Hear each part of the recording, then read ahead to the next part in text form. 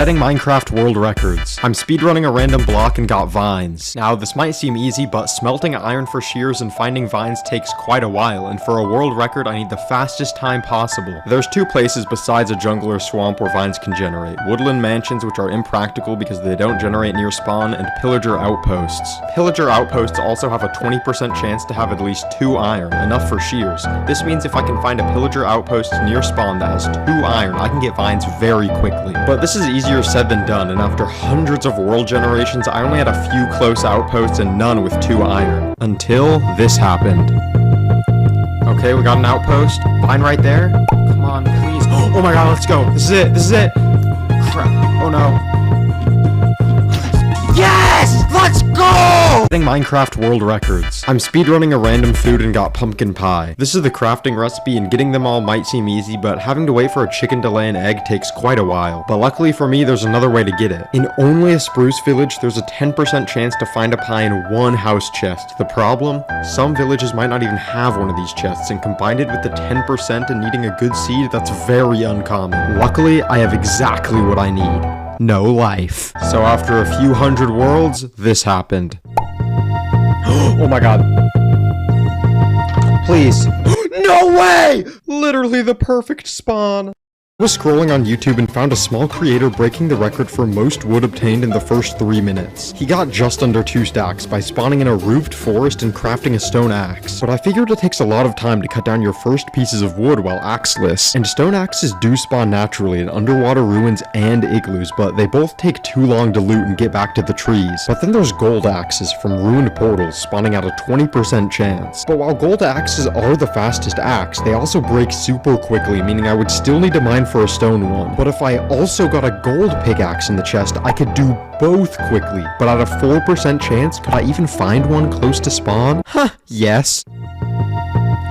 No way, please. And a pickaxe! Get stone! Okay, I just gotta go fast. Craft. Okay, that was quick. Now I just mine as efficiently as possible. I have no idea how many I have. Okay, that's time. How many do I have? Yeah! 140.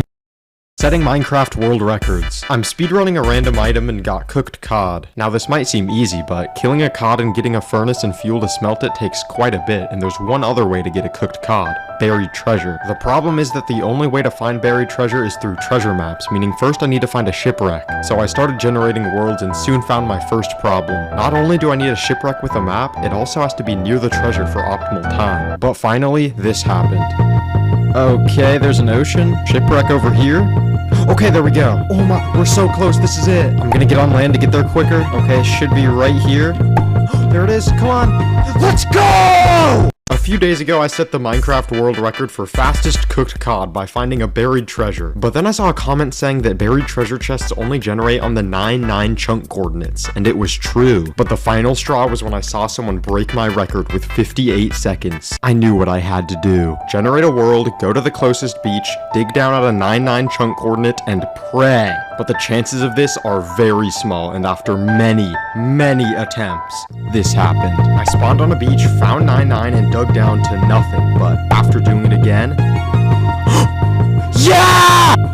1.18 just added a new advancement that's rewarded by falling from max height to bedrock, which is now a 384 block gap, so I'm speedrunning it. Which is easier said than done, because I need a good spawn next to a cave that gets me most of the way down and hopefully a structure to give me some tools. And after hundreds of attempts, this happened. I spawned in next to a giant cave, making the seed good, but it became great when I saw the village.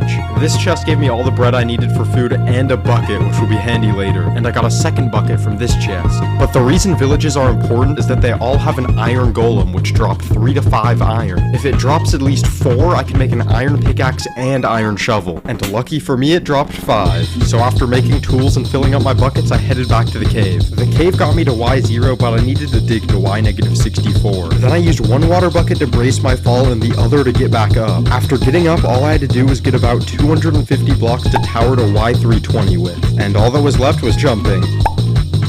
Time, let's go! Months ago, I decided to speedrun a random block and got lime green wool. Seems easy, right? Just get some lime dye and use it on a sheep. But lime dye only comes after smelting cactus or sea pickles, which takes time getting a furnace. But there's one other way to get lime wool: woodland mansions. The problem is they're super rare, usually spawning thousands of blocks away in a random direction. But in a woodland mansion is this cat statue containing lime green wool. So all I had to do is generate worlds until I spawned near one, which took months until finally. Oh my god, please, how do I get down? What is this? Oh my god, I'm too low. Yeah! I'm speedrunning a random Minecraft block and got wet sponge. The problem is sponges only generate in one place, an ocean monument, but there's another way to get them. Dropped from an elder guardian. Okay, this is gonna be hard. The quickest way to loot a sponge is going in there and breaking it, but the elder guardian gives you mining fatigue, so you can't break it. Unless you have milk, which removes all your effects. But getting milk is easier said than done. You need 3 iron ingots and a cow, but luckily an iron golem will always drop 3 iron, so I just need to spawn next to a village and ocean monument. And after hundreds of attempts, I spawned in next to this ocean monument in this village, made a boat and killed the iron golem, found a cow, squeezed its udders, and made my way to the monument. Oh, I got one shot. Where is it? Go! It hasn't even given me mining fatigue yet. No! Mill! Stop drowning! Come on! Yeah! I'm speedrunning a random item and got a fermented spider eye. So the first thing I did was look up how to craft it, cause who remembers that? And I need a brown mushroom, sugar, and spider eye. On paper, this seems easy. You get sugar from a sugar cane, which spawns everywhere, brown mushrooms spawn naturally in multiple biomes, and then just kill a spider. But the problem is, spiders are actually hard to find quickly due to how mobs spawn in the first minutes of a world being generated. But how else do we get a spider eye? Well, luckily they also spawn in desert temples, but by doing this, it would be hard to find a brown mushroom because they don't spawn in warm biomes like the desert. But there's one other way you can get a spider eye, witches. Now you might be thinking it would have the same spawning problem as a spider, but if you find a swamp hut, it will always have a witch. So all I have to do is generate hundreds of worlds until I spawn next to a witch hut, then kill the witch, get a 1 in 8 spider eye drop, then in the swamp find a brown mushroom and sugarcane. So guess what I did? Okay, swamp. Oh my, please drop. Yes! Sugarcane? Where's the brown mushroom? Yeah!